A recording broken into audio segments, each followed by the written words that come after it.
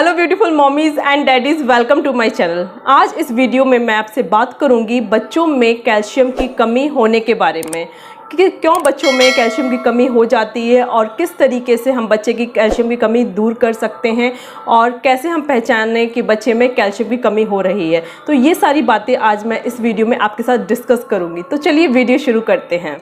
Calcium बच्चों की growth के लिए बहुत ही ज़्यादा इम्पॉर्टेंट होता है बिकॉज़ जब बच्चे का जन्म होता है उस टाइम बच्चों की बोन्स बहुत ही ज़्यादा फ्रिजाइल होती हैं और धीरे धीरे जब कैल्शियम उनकी बोन्स में डिपॉजिट होता है तो बच्चों की बोन्स को एक हार्डनेस मिलती है, ताकत मिलती है। तो कैल्शियम बहुत ही ज़्यादा इम्पॉर्टेंट होता है और जब तक कि बच्चा टीनएजर की एज तक नहीं पहुंच जाए, 15-16 की उम्र तक ना पहुंच जाए, तब तक हमें बच्चों का कैल्शियम का रिक्वायरमेंट चेक करना पड़ता है ताकि बच्चे का ग्रोथ, बिकॉज वो पीरियड ग्रोइंग पीरियड होता है और उस टाइम कैल्शियम की रिक्वायरमेंट बहुत ज़्यादा होती है।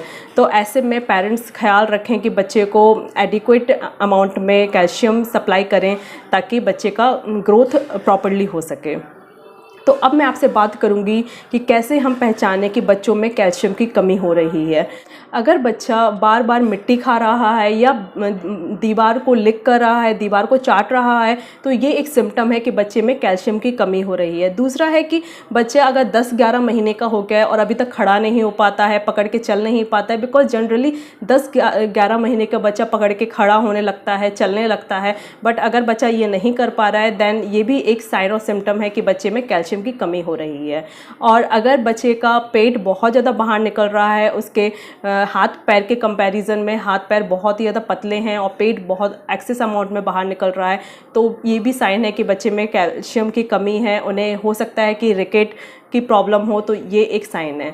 नेक्स्ट है कि बच्चे के अगर बो लैक्स हो रहे हैं, कभी कभी क्या होता है बच्चे के जो पैर होते हैं, नी के ऊपर का एरिया वो इस टाइप का हो जाता है और पैर स्ट्रेट होते हैं और वो इस टाइप का हो जाता है। इस वजह से भी इसे बो लैक बोलते हैं और ये जनरली उन बच्चों में होता है जिन्हें कैल्शियम की थोड़ी कमी होती है।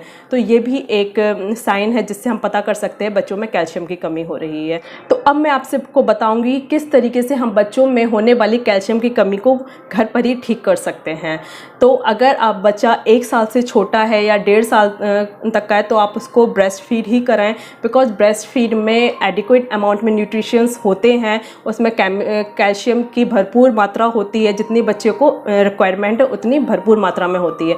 तो बच्चा अगर 6 महीने से छोटा है तो आप उसको ब्रेस्ट मिल्क ही दें और आप उसको कंटिन्यू 2 साल तक बच्चे को ब्रेस्ट मिल्क कंटिन्यू कर सकते हैं। इन केस अगर आपको ब्रेस्ट मिल्क नहीं आता है देन आप फार्मूला मिल्क पे स्विच कर सकते हैं। फार्मूला मिल्क में भी एडिक्वेट अमाउंट में कैल्शियम होता है, बट आपको ध्यान ये देना है कि आप उसको काऊ मिल्क ना दें। काऊ मिल्क में कैल्शियम तो होता है बट 1 साल से छोटा बच्चा उसको डाइजेस्ट नहीं कर सकता है। हाँ, अगर आपका बेबी 1 साल से ऊपर का है देन आप उसको काऊ मिल्क शुरू कर सकते हैं।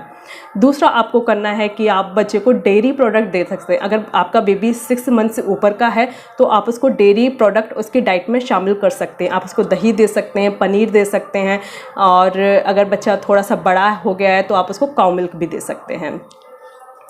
अब बच्चा जब 6 महीने से ऊपर का हो गया है तो हम उसका सॉलिड शुरू करा देते हैं और ऐसे में आप बच्चे की डाइट में ग्रीन लीफी वेजिटेबल ज़रूर ऐड करें, उसमें एडिक्वेट अमाउंट में कैल्शियम होता है।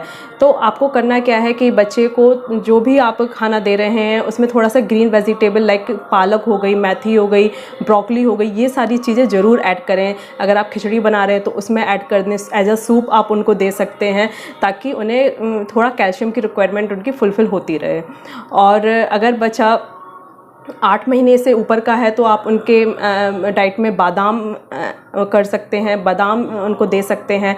2 बादाम आप उनको गला के रखें और उसको घिस कर दें। घिसने से जितने भी उसके न्यूट्रिशंस हैं बच्चा इजीली डाइजेस्ट कर सकता है और उसको जो कैल्शियम रिक्वायरमेंट है वो भी पूरी हो जाती है।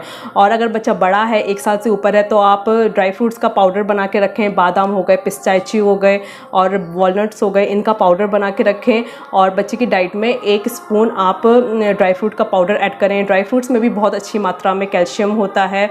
और आप नेक्स्ट कर सकते हैं कि आप बच्चे को, अगर बच्चा नॉन वेजिटेरियन है देन आप फ़िश दें। फ़िश, ट्यूना फ़िश है, सैल्मन है, इनमें भी बहुत अच्छी अमाउंट में कैल्शियम होता है, तो आप फ़िश भी बच्चे को दे सकते हैं। बच्चे को आप दाल दें, दाल में भी बहुत अच्छे अमाउंट में कैल्शियम होता है। लोबिया बीन्स हो गई, ब्लैक आई बीन्स हो गई, इन सारी चीज़ों में भी अच्छे अमाउंट में कैल्शियम होता है। तो तरह तरह की दाल दें, दाल में भी आप मूंग दाल दें, मूंग दाल बहुत ज़्यादा फ़ायदा करती है। और अगर बच्चा छोटा है तो आप ग्रीन मूंग दाल थोड़ा अवॉइड करें, क्योंकि छिक्कल गले में चिपकने का डर रहता है, तो आप पीली वाली मूंग दाल भी दे सकते हैं। कैल्शियम के साथ साथ बच्चों को विटामिन डी की भी रिक्वायरमेंट होती है, बिकॉज कैल्शियम जब हम बच्चे को देते हैं तो उसको एब्जॉर्ब करने के लिए विटामिन डी की ज़रूरत पड़ती है।